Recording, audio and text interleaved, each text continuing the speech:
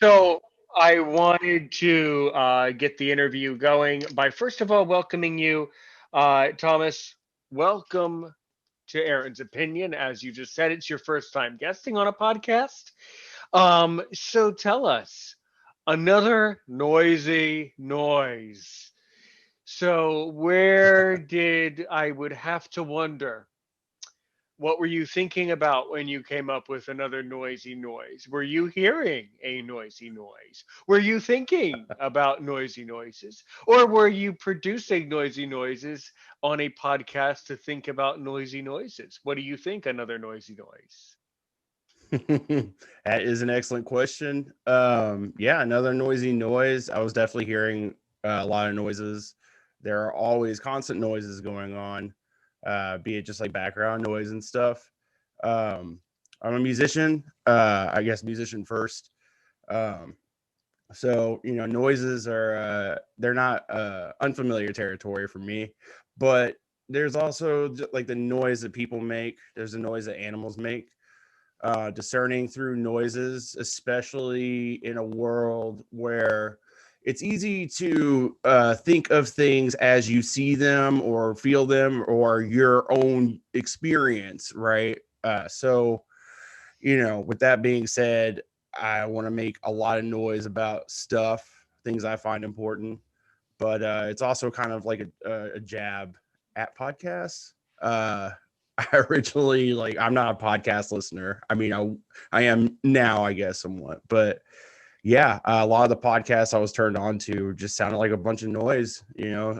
Straight opinions without a lot of wiggle room. So I wanted to make another noise in the universe, and that's what this podcast is basically.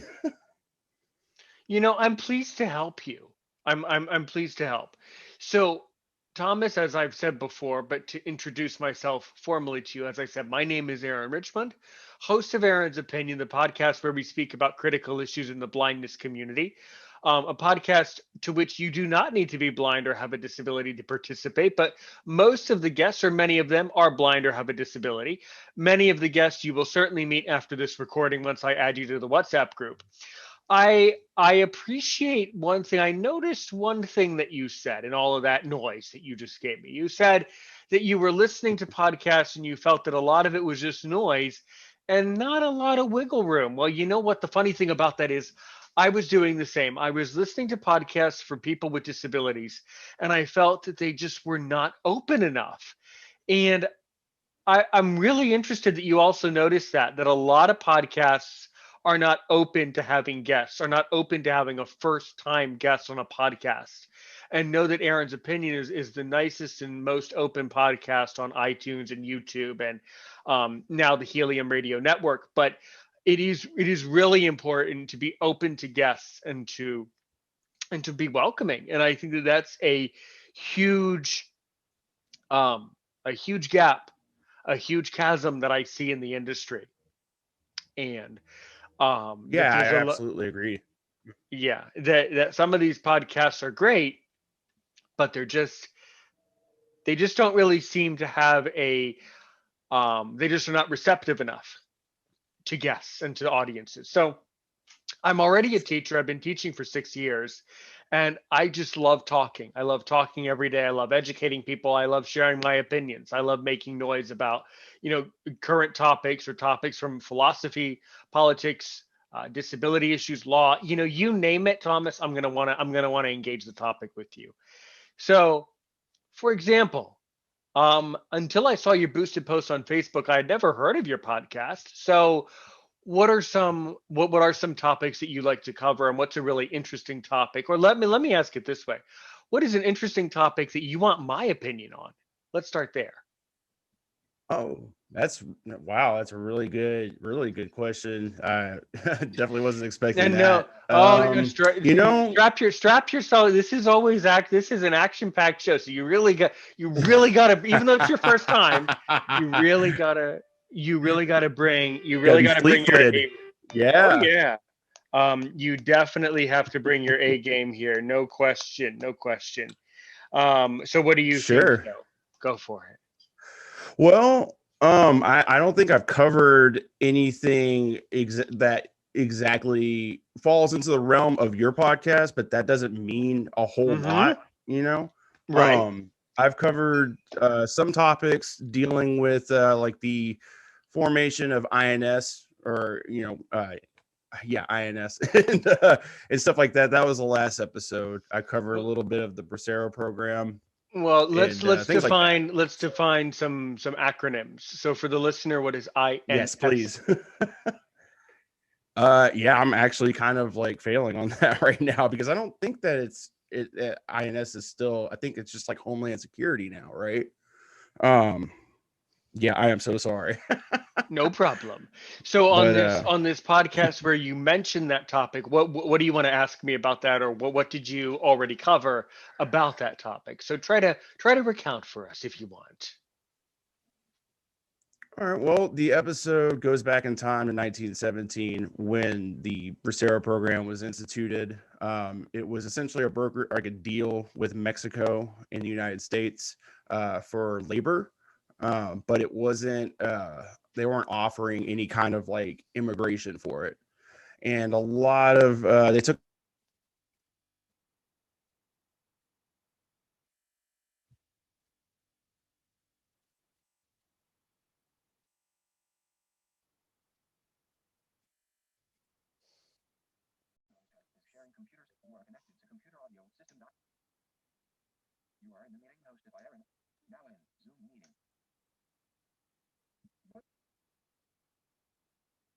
It's all right. Are you there?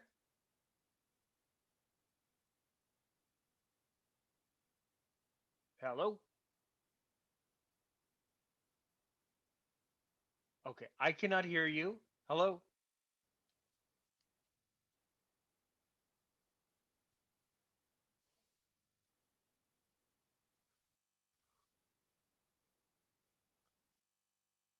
Hmm.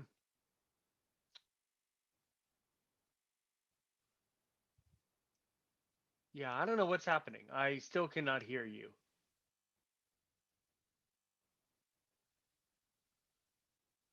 What is happening? Goodness.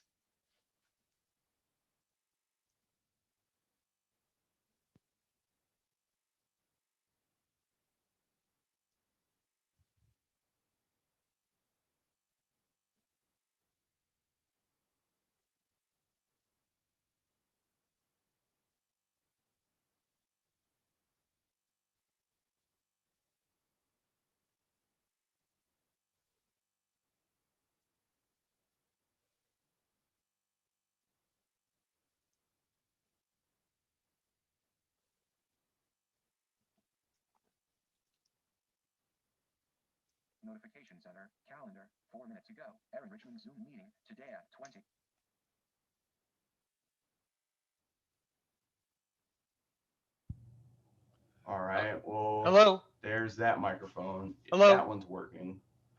Yeah, are you there? Yeah, are you So there? can you hear me at all? Yes. I'm getting a reading, but Yeah, uh, I can Thomas, I can hear you. If you can hear me, we can keep all going. right. That should be better, but I still don't hear you. You should be able to hear me. This. Yeah, I'm Oh looking my at my goodness. indicator. Yeah, I don't know what's going on with Zoom, or I don't know what to make of this, Thomas. Are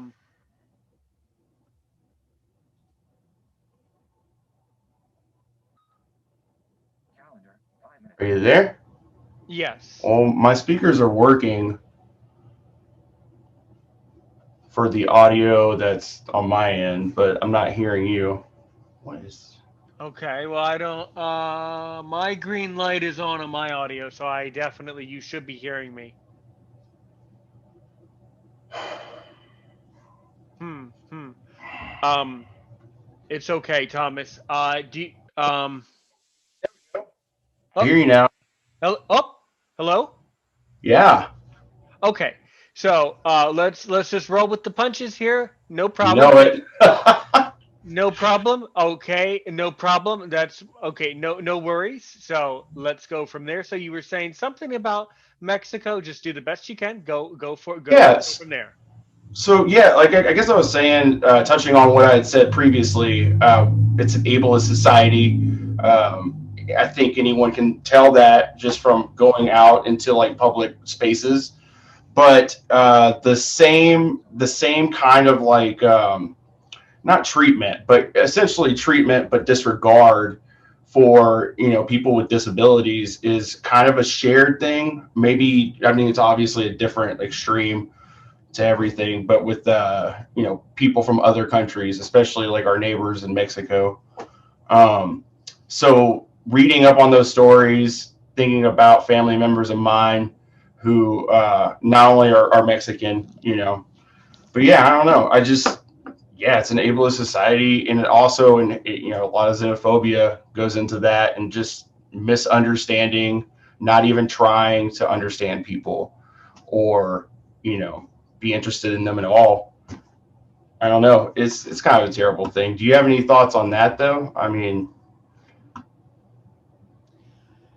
In other words, I do agree with you that I think that in America we have some serious problems with the way that we go about treating people. I do find, and I've done a lot of traveling around the world, that I have found that there are problems in every country. And please, listener, do not think that there are not problems in other countries. In fact, there are plenty more of them in other countries. We just don't hear absolutely, we just don't hear about it because we're complaining about the problems in our own country. sure, I think that you've said a lot. That's a lot of interesting things. I think you're absolutely right, though, that America is very, very. We still need to improve a lot how we treat people with disabilities and the opportunities that are given. And one of the most important things that someone can do, if you maybe are blind or you have a disability or you just want to talk to people, start a YouTube channel, start a podcast, reach out to people. It never hurts, because that is a really good way. That is a really appropriate and a really effective and a really rewarding way of communicating your message of knowledge to the world. And that's really what I think about that. Sure. yeah, I love that because it is very rewarding. It's rewarding in the sense that you are able to. Well, it's not even that you're able to communicate or you're making an effort to communicate. You are essentially being inside of and of the world instead of taking what is given to you. Oh, sorry. Am I too loud? No, no.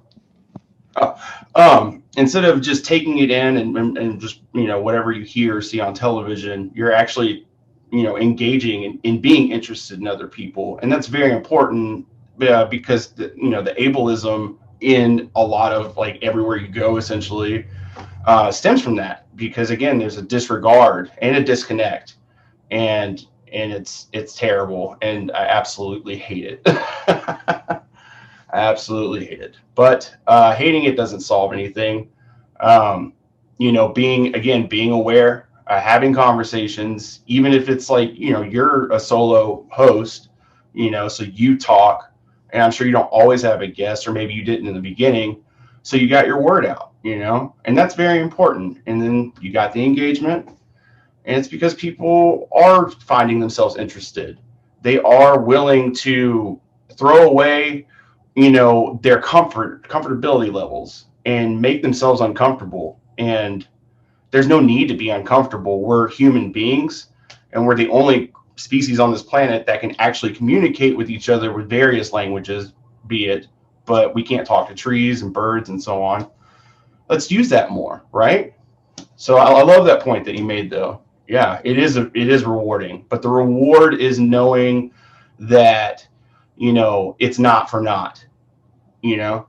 And when you make connections with people, I like you said, I ran an ad, you saw it. I did not think anything was going to come from that other than trolling, which I got some explicit things, but which is fine, whatever. But I met you. You approached me, and that's awesome. That's amazing. After being trolled all day and receiving your message, it was refreshing. But yeah, I didn't have my guard up. I was just like, yeah, let's see where this goes. Yeah, and I'm happy to be here. I guess. So you mean what you mean to say is in podcasties in podcast language, after being trolled all day, you were more than happy to be trolled by a podcaster with a disability. I'll take trolling from anyone. You'd be happy to be trolled by Aaron's opinion, right? What did they say? Any press is good press, something to that degree. Yeah, you Yeah, know. which is why a lot of the people on my WhatsApp group, they always say, "Oh, on my YouTube channels, they say, somebody thumbed down my video, someone dislikes my video." I reply to their message, "Good for you," Yeah, because it's only promoting you further. So the yeah. more, quite frankly, it's very sad, but the more hatred you get, actually, the further you end up going, Well, in the you're long getting people term. thinking, right? You're getting Right. people engaged, like regardless of their, regardless of how they react, which is it's just a reaction, right? It's not a critical thought. Regardless, they're still engaged. They're thinking about what you created, and coming from music, that's a big thing for me. Creating things, you know. Sure, sure. So let's talk a little bit more about your background. So you're a musician, but what other things have you done? What about your your work life? If you want to talk about that, things like that.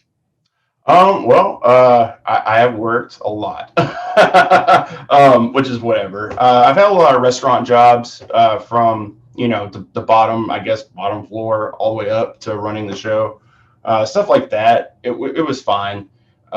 Cooking is also an extension of me, Mhm. and there's a tradition, with my family. I mean, we have very like specific dishes, that they make. I don't make them, but yeah, I've worked and did the music thing. I've done the music thing since I think I was like maybe 8 or 9, and yeah, it just happened. It just happenstance. I walked up to a piano and played. I think it's like Fur Elise, because I'd heard it, and that's how I learned music until I started, or until I was taught, I guess, like sheet music, and yeah, and my dad's a tattoo artist, so I grew up in like an artistic kind of like surrounding, not just him, but going to his business that he's owned and operated for almost 40 years. Meet a lot of people. I grew up really fast. My mom was a single teenage mother, so she had me when she was still 15. I think she turned 16 maybe a few months later. Um, so my dad came into the picture. I was probably like 8, 9, or 10. But yeah, I don't know. Growing up in that environment, being around just adults who can censor themselves around kids, but why? Why shelter, or why, don't be crass around kids, right? I guess, but yeah, I'm grateful for that experience for sure. But yeah, I don't know. I've traveled a lot. Mexico is the only place I've ever traveled outside of the country to. Um, but yeah, no, I don't know. I just kind of graduated high school, took off, and lived on the road for a couple of years, and I made my way back to Kentucky, which is where I was born, Fort Campbell Army Base. My mother's father was in the military, and yeah, made my way back to Kentucky, and I've been back for 13 years, 14, maybe 15 at this point. I'm 36. I'll be 37 soon. So lived a lot in a very short amount of time, I feel like. And what brought you to Mexico? It was it was a honeymoon with my ex-wife. I've been married once, and it ended amicably. Yeah, but yeah, it was fun. I don't know. It was nice to be there. I'd never been, and I plan on going back soon, later this year. So yeah. Yeah, I've been all over Europe. I've never been to Mexico, but I've been all over Europe and one of the countries near South Africa. But yeah. So are you do you also work as a tattoo artist? Do you also have your tattoo license too? No, no. I apprenticed under my dad, and I ended up buying out the share of his tattoo shop for body piercing. So I did that for a very short amount of time, and then I got enlisted in a rock and roll group, and I went on tour with them. And he was pushing me out the door. He's like, "Go, go, do that. That's what you're supposed to do." And I don't recommend it. But yeah, I did that for a little bit, and I ended up just kind of like drifting around like for like a year and a half until I ended up back in Kentucky and Louisville. Louisville, Kentucky is where I'm at right now. And yeah, I don't know. And where did the group travel to if you were on tour? Where did you go on tour? Well, they let's see. So we it was a very short tour. We went up to Detroit, as far up as to Detroit. I don't remember a whole lot. This was like 20 something years ago or a little less then. And then we went all the way down to Florida, and I remember we went as far we didn't go very far west. I think maybe we went as far west as like Kansas. And this is kind of like a loop, you know, and we made it back to Kentucky, and that was it for me. I had already recorded on their record, done that work, and then did the road gig, and they pretty much just like, "Here's your money, good luck to you." And so that's kind of story with music and me, until recently. But yeah. So what music do you still keep up with and play today? Well, I have a band called Baby Bones that is it's awesome. I mean, not just the music is awesome, but the whole as a whole, it's great. It's kind of a democratic. I hate saying that, but it's a kind of democratic like group. Nothing gets past anyone without a vote, essentially, or we talk about it on end. But it's four guys, and it first started as a three piece, but it's punk rock, metal, and like surf kind of, but it just explores that kind of area of rock and roll music essentially. But it's the first time I've ever played lead guitar and sang at the same time for multiple songs. So, I love learning new things. I love doing new things and, obviously doing them well. So, yeah, there's a lot of ways Baby Bones is rewarding, but we got started by doing it was Matt Bevin was a governor in Kentucky before the current one, and he was terrible for the state. He was a shill. He wasn't actually a politician. He was just placed here to disrupt Democratic bills and laws, and he did that for 4 years. It was terrible, but a bunch of musicians put together a compilation, and that's actually how the band formed. We did one song and recorded it for that comp, and we were like, "Hey, we love each other. We love this. Let's see where this takes us." And yeah, it's been 3 years almost. So we just dropped a single, and yeah, I'm excited. Yeah. You know what I could do if you want. If you want to do this, you do not have to, but you're welcome. After we record this, you can send me an MP3 of one of your songs, or maybe a song that you wrote yourself. Maybe if you want to write an original, you're more than welcome to send it to me as an MP3, and I'd be more than happy to tack it into the audio of this podcast. It won't be on the Sure. video, but I'd be more than happy to put it on the audio for you. Sure. It's a lot of, I like the creativity and the construction work of a podcast anyway, so that's pretty cool if I can include Me someone's too. someone's music. So that's really really cool stuff. Yeah, yeah. What about what's your I mean, outside of your own group's work, what is your favorite artist to sing? Your favorite artist to sing just in general? Well, I don't exactly have a favorite. So maybe this ties into another noisy noise, but there Sure. are people like I think his name was Carl Winslow. No, it wasn't Carl Winslow. That was the guy from the TV show. He was in Police Academy. He can make and emulate any noise that he hears. I can't do that exactly, and I don't have perfect pitch. I do have excellent relative pitch. So it's kind of just a need, like not a tick per se. It's not like that, but I have to do it. So everything is great to me. Every sound is great. I can find something inside of everything. And, and also I can look at something or hear something and be like, that's not for me, but that's definitely for somebody else. But I don't know. I like singing with women a lot. I like that timbre of their voice, and I like singing with people not in English. Even if I don't know the language, I can again emulate the sound, the vocal inflections, and the dialect a little bit, just to work on harmonies and stuff. But yeah, odd bird. I'm an odd bird. That's a really interesting answer. I think actually a lot of people would say that if you sing in another language, it would help you. I mean, can you sing in another language? I can sing in Spanish somewhat. I learned Spanish pretty late, but so I'm not great at it at all. But if I'm feeling it, I can't do it right now. If that's what you're gonna ask me next. That was a See, very that fleet was a fleet footed. that was a very you ducked that one. You saw that one coming in. You really got out of the way of that quick. Woo. I Uh, threw the boomerang too. I was like, oh, I can sing Spanish, but I'm not gonna.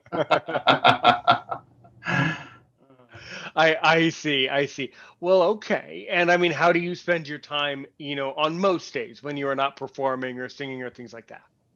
Most days are. I had surgery back in December, so I'm still kind of healing from that. I Oh had. gosh. Oh, it's fine. It wasn't minor, but I had two discs replaced. One of them fully replaced, like with a cage, and then the other one is like a partial to grow and graft onto the bone. But yeah, I had to get that done because work. A lot of the jobs that I've had, aside from kitchen, have put me in precarious situations. I've been what's called tombstone pile drive, where you're standing straight up on the ground, like normal, and something hits you straight on top of your head. And I've been in probably 14 or 15 car wrecks where three of them I was driving. So as a passenger, yeah. So I've had a lot of extensive, like, damage, I guess, done to my body. But aside from that, yeah, I spend most of my time healing, but writing, doing advocacy things, work. I'm working with a friend. He's an immigrant who we're trying to start a business. Essentially, we're kind of in between nonprofit and figuring that gray area out.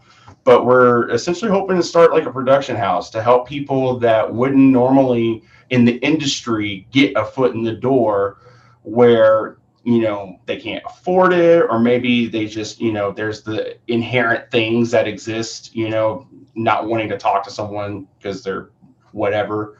But yeah, we're doing that. It's in the process right now, so I'm excited about that. Spent a lot of time with that and music and writing and drawing. I got back into drawing because I did the record cover for the album that's coming out for Baby Bones. It was the first piece I had drawn in probably 16 years. Like actually sat down and like drew something, painted it. Yeah.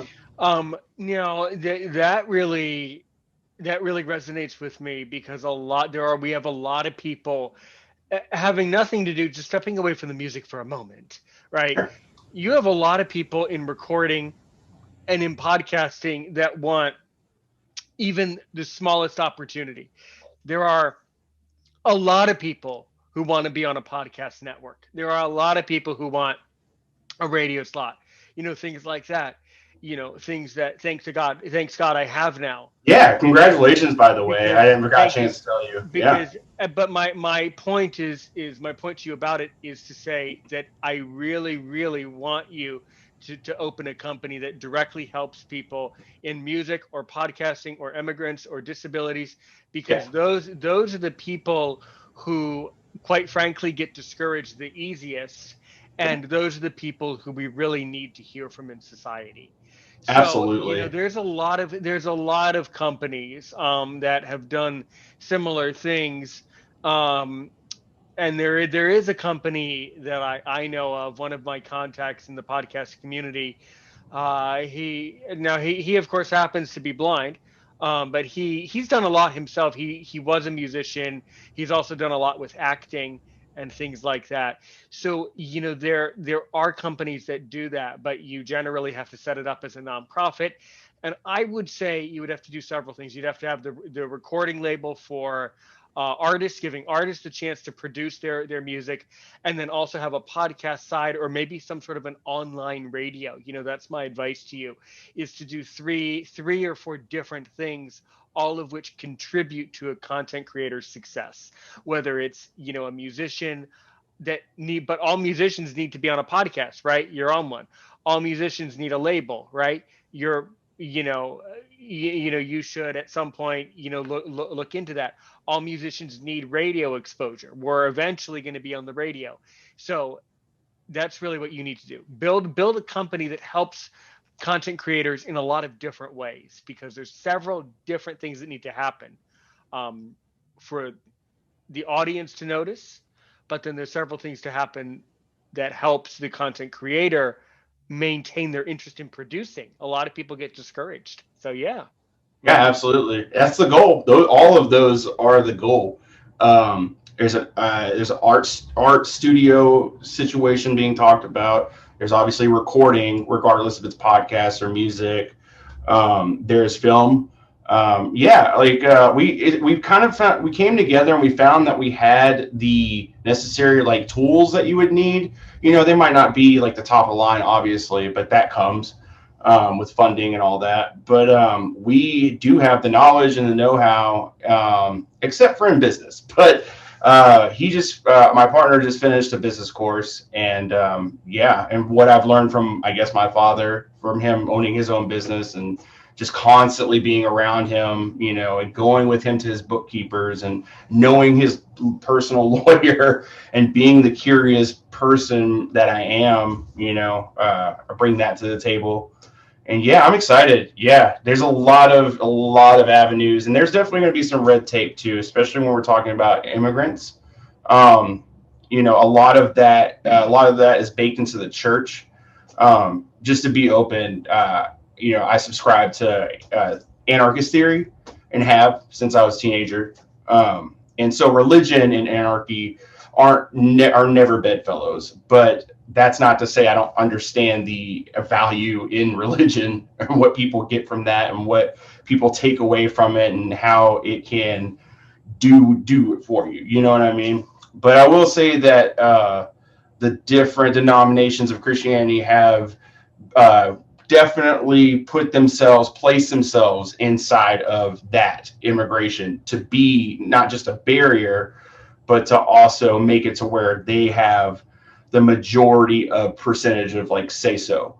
You know, I can't just march into an immigration center and be like talking to everyone, you know, and I can't just get a job there. I have to qualify, you know, which is fine. Obviously, if you get a job, you have to qualify for it, but there's a lot of tape with that. So, yeah, I don't know. And but with my partner being an immigrant from Africa, actually, yeah, he's fairly confident that we're going to be fine, and I trust him, and he trusts me in the ways that he trusts me. So I don't know, it's exciting.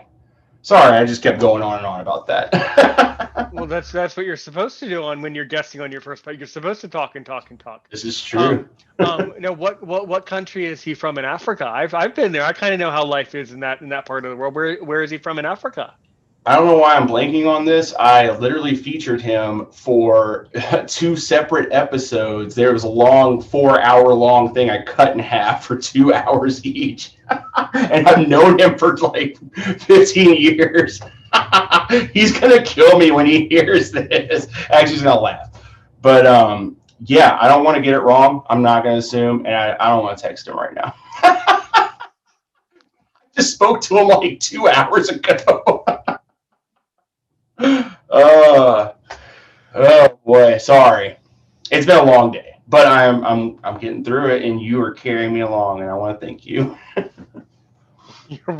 Well, you're welcome. We'll look into that. All right. We'll try to let's try to figure that one out. But Episode um, 2 of Another Noisy Noise. That's where you'll find him, and there he'll tell you where he's from. Hmm. well, good. The other really interesting thing that I want to comment on is I think that podcasting is one of the most important things you can do, because there's no barrier to it doesn't matter what country you're from. We have people just on my podcast. We have people listening from all of the continents on the planet now. So we and the radio side, we have visitors from basically like over 100 countries. There's no limitation, there's no barrier to entry. Once you create an RSS, once you push record, you're in. There's no barrier. So the first thing these your immigrants and friends of yours who are in that community need to do is they need to get their voice out there onto a podcast, whether it's in English, Spanish, French, Arabic. I don't care. Nobody cares. Get your voice out there and start educating people about your story, tell the truth. And that will really tremendously help them. They'll feel confident, and they'll be willing to talk, and they'll be willing to talk to anyone, and that will tremendously help them in building a business or building a great hobby. Either way. Yeah. Yeah. Aaron, I am falling in love with you every second that passes. You were saying all of the right things. I wholeheartedly agree with you. Now, is that a fact or is that an That opinion? is a fact. No, that is a fact. Oh, because My cheeks are red. I'm feeling hot on my neck. But seriously, I love everything that like I said, I checked you out before I came on a couple of episodes, and then this is a very similar experience, cool, and I love cool. it. Yeah, Cool. you're awesome. You're a great I host. I appreciate it. Now this is where I get a little bit stricter now. Okay. So what episodes you kind of fell into a trap now. I know. What episodes did you listen to? It was it was the one, it was the two, one of them like maybe the most recent. I know they both had religious like connotations in their title.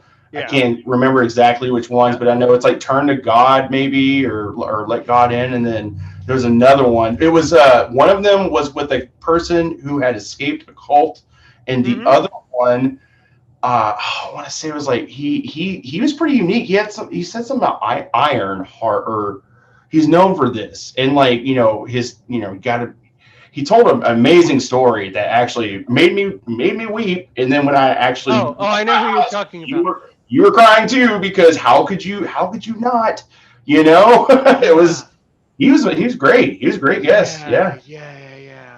very Yeah. Yeah. professional in like delivery too. Hmm. Hmm.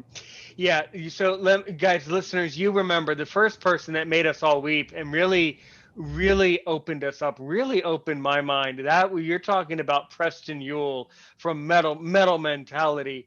Um, Mentality. Yes, thank you. that was woof, boy, that was a recording.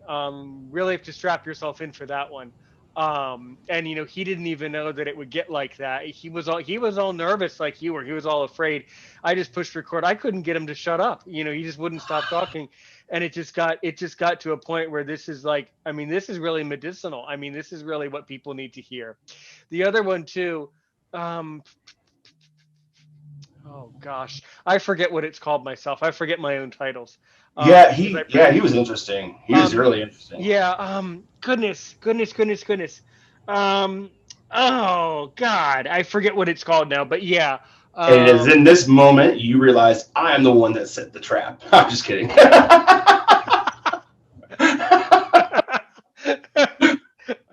um, I'm let gonna me regret that. Probably sooner than later. let me see if I can even rack my brain. Something about his that was okay. The guy who got out of the cult, or in his opinion, the cult was brother Timothy Clark is who that was. Yes, Hmm. that sounds right, and I'm glad that you phrased it that way. Saying, because that was his interpretation of it. And I totally understand where he's coming from, I guess, to some degree. Again, I've never subscribed to at least Christianity, so, but I get it, and I could definitely see how you could come out of that thinking I escaped a cult, especially if you were doing things that made you critically question what was happening to not just you but those around you, right? Yeah. Right, right. Yeah, yeah. I guess yeah, that was a fascinating one. So the other, social trend, and as someone who's blind, I study these trends. I'm aware of it. A lot of people are turning away from religion and are into this whole anarchist thought, um, to which there can be a lot of interpretations for anarchy. So how do you Yes. interpret anarchy? I interpret anarchy as, I guess to put it succinctly, there is no freedom without nothing. In order to build anything, you have to start with a clean slate. And So basically, okay. that So sounds way crazier than it actually is to mean. But yeah, I guess I'll just leave it there and let you run with it. okay, so basically, you would argue that we needed the Big Bang to have the Earth. I don't know if I would ever suppose any kind of like what is necessary to create life and to create this existence. It's a magical thing. I mean, I'm not a scientist, obviously, but I respect it very, very much. I respect this planet very, very much. To as much as I can, living in society, because yeah, it's kind of baked in, with the structure of a lot of things like public school. I went to public school, so there was that. There are even stricter schools, private schools, and all of that. And then there's the workforce after that, and so on and so forth, right? Most people think of anarchy as nothing, oh, just anarchy. It's bedlam, but that's not at all how I interpret it in any case, from like Bakunin, or the big heavy hitters, Mao Zedong and all that. You know what I mean? But yeah, I don't know. There is a danger though in strictly adhering to the word and letter of something that was written in a very, very different time. Even if you can draw correlations, maybe your own life or maybe to the lives of others, to be presumptuous, it's a dangerous thing, because it is open to interpretation. That is kind of like the point of a lot of theory, right? But yeah, when you said a lot of people are running away with it, they're getting interested in it. I think that's great. Get interested in it, but don't get so focused, like a laser. I think that's a big problem with a lot of things. Take a step back and look at the big picture. It's very big. There are a lot of people and there are a lot of things that have led us here. What are you going to do to be a part of it, and how are you going to change it, and are you okay if you don't, and all these things. Those are more important questions to me, I think, when I think about anarchy. That's building from nothing, though. That's taking a willing hit, an ego death. That's a willingness to say, I am not a rugged, individualistic person. I am surrounded by life that is breathing and making noise all the time. And some of them are cries for help. Some of them are, baseless laughter, and whatever. Just being aware. And yeah, another thing with anarchy is that anarchists typically don't want a state, or like a state run. That's where you get into communism, because communists do recognize and that you need a state, you need things, you need structure. People need that. It's inherent in us. We have internal clocks, right? And timing. I'm not so inside of it that I don't recognize that either. I would love to see a great society. Notice I didn't say perfect society, but at least a great one that doesn't have a lot of the ills that we have now, And yeah, I don't know. That's what anarchy is to me. It is a political solution in a world that favors, I guess, a lack of liberty, that feigns, uh, empathy. I don't know. All right, all right. Yeah, the other one that's very common too. A lot of people are into that concept of atheism. Atheism is gaining popularity too. Sure. Yeah. I mean, well, that's another thing. These are trending, right? Even the word trending is always trending, isn't it? But that's the thing. These things have always existed, just as much as people being born when people were being born have existed. These ideas are the soil. They're also the rain. They're also the fruit, the sustenance. They are the thing that feeds the mind, the body, and the soul. Or it can poison you. Again, it's a dangerous, dangerous road. But yeah, I choose to not be poisoned by it. I was poisoned by it for a long time. I was angry for a long time. I was very angry. I was a very angry young individual. Um, I use my words first always, but then if I had to, I would use my fists, and that I hate that. I hate thinking about it. Actually, I'm not proud of a lot of things that happened in my life that led to those moments, but they're behind me now. But yeah, communication.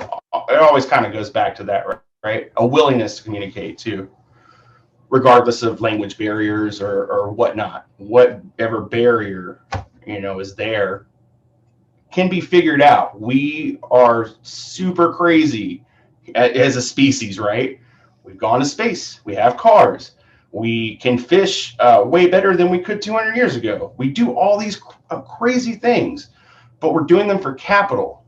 The majority of the time is for capital. And you need capital, right, to have functioning societies. But where's the cap on that? Where's the line? I think the line has been crossed for a long time. And with atheism, you do find a lot of people falling into it because they feel hopeless. Because with God or gods, whatever, you can find a hope within stories. You can find a hope within Edict. You can find a hope within tales of heroism or sadness, the great divine comedy, right? Stories. Again, it falls back on communication. Atheism is just an idea, just like anything else. If it's not hurting you and you don't find spirituality to touch you and you don't feel like waiting for it, because maybe it will get you, it will come to you, move on, move around. Life is short. I've known a lot of people through my travels and things, as well as anyone has, and yourself, some of those people aren't here anymore. And there's a lot of them are gone for reasons that it shouldn't be. Life's unfair and all that jazz. But yeah, atheism, in that I think that you can find also anarchy. I mean, I don't know. With religion, it is wild, especially with death. So I don't know. Sorry, I got a little on a tangent there, but yeah. That's what I want. I want the guests to go off on a tangent. That is the whole idea. If I can get you on a tangent, we can get a great episode recorded. So definitely, yes. Well, that is some really interesting things that you've really brought up. You speak really well. A lot of my guests, each recording I make, I notice that the guests just get better and better, and they speak better and better. You're very well spoken. I really mean it. You really have a really good way of telling stories. Were you someone who always liked to tell stories and to have interactions with people? Yeah, yes, yeah, absolutely. I've always kind of, as far as animals in relations to humans go, their interpersonal spaces, I've always related myself to a dog. I say hello to people. I don't know if it's a Southern thing, because I did grow up in the South. I don't know if it's so much a Southern thing, but I do try to acknowledge, other people. I love talking to people who are willing to talk to me. I would never force a conversation. But yeah, from a young age, I was that person. Hi, hi, hi. I'm surprised I wasn't kidnapped, and maybe I was, and I forgot. I don't know, but yeah, I love talking to people who want to, and I'm good at putting a pin in it too, and coming back to things as well. But yeah, I don't know. It's not that I think about it. I don't think about it because most people have something at least on their mind in that moment, if not something that they've been sitting on maybe for their whole life. Like I told you, I was an angry kid, so I use my words first, but I was very outspoken from a very, very young age. My dad, or I guess stepfather, he's German. Him and his family, they fled Nazi Germany. They were one of many families, thousands, hundreds of thousands, ended up on a boat coming into New York Harbor, right? And he's also Moorish, so he's black, right? So having that, is whatever, but it wasn't so much of a thing, right? He was never like, race this, race that. Now, he was very explicit, like, look, you don't look Hispanic. and that's a good thing. I'm going to teach you how to essentially code switch or look, appear and act the way you look, because it's going to maybe save your life one day. You have an advantage and you also have a privilege, and I need you to know to not be a dickhead about it. So, yeah, I'm grateful for him. I love my dad, but yeah, I don't know. With all those things combined, I just never had a problem talking with people.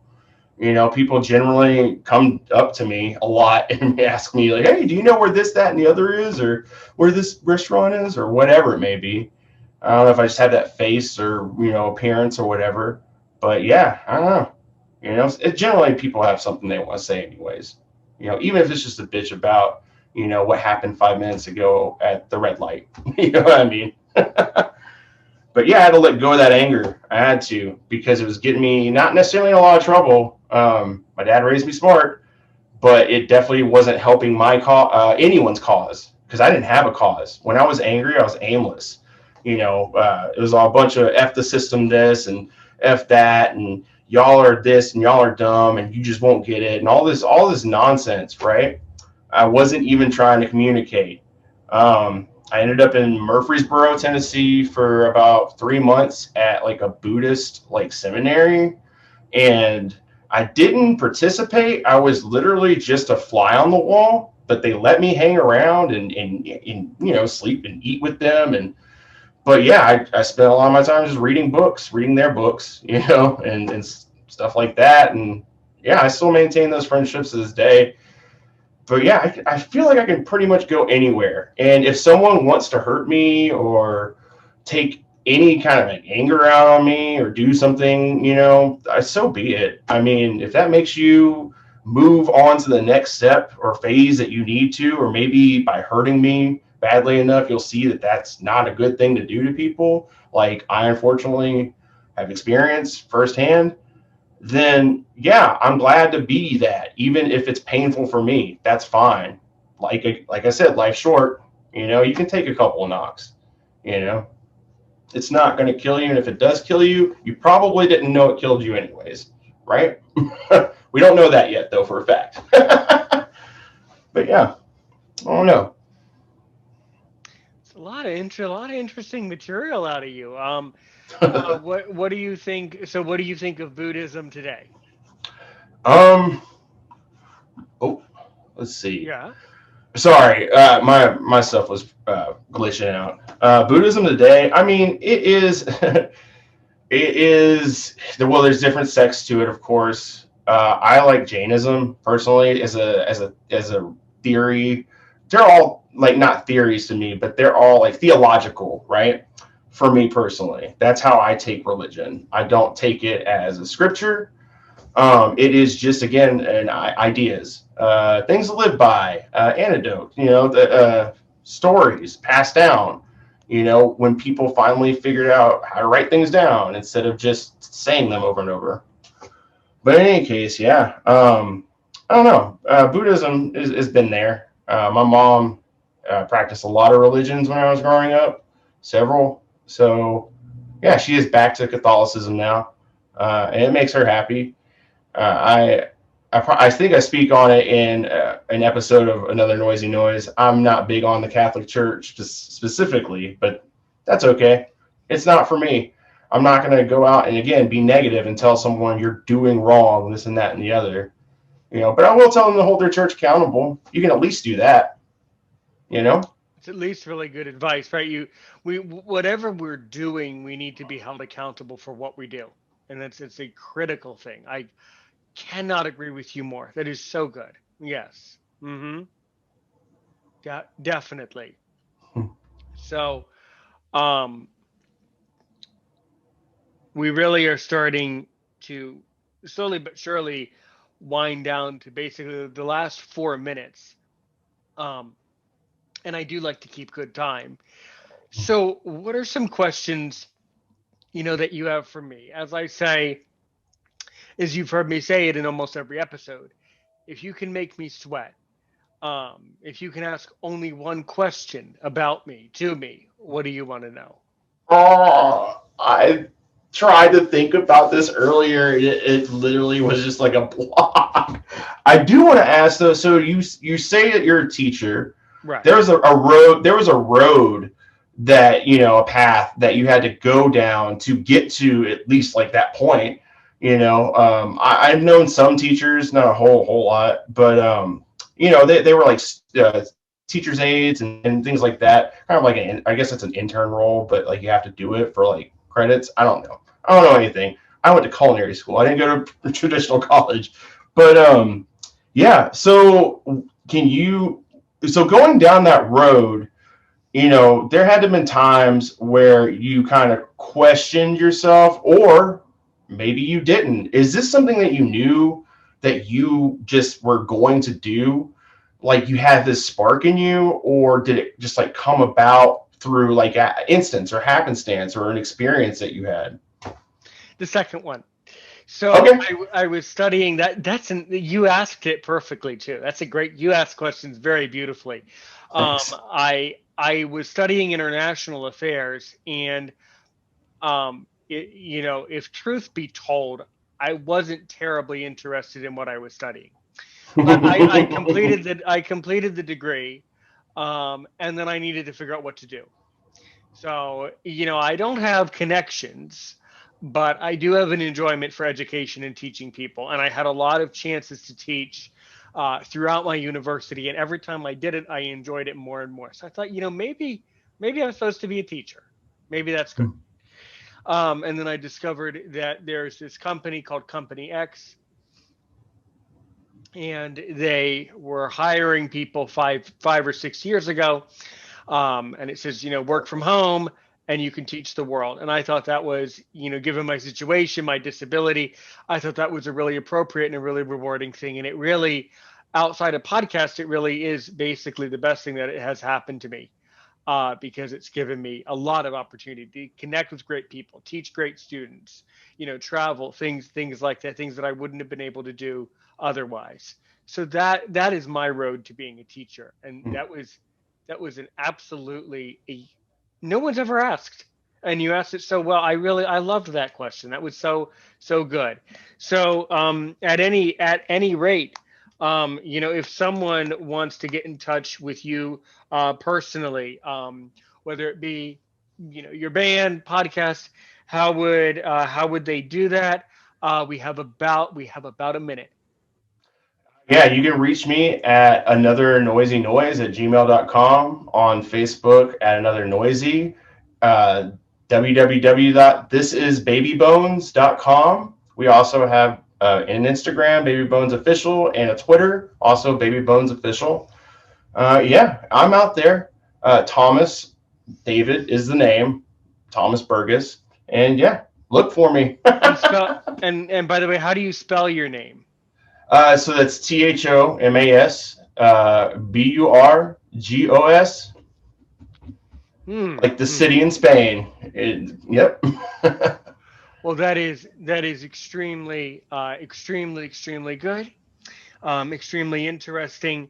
You really did an excellent job.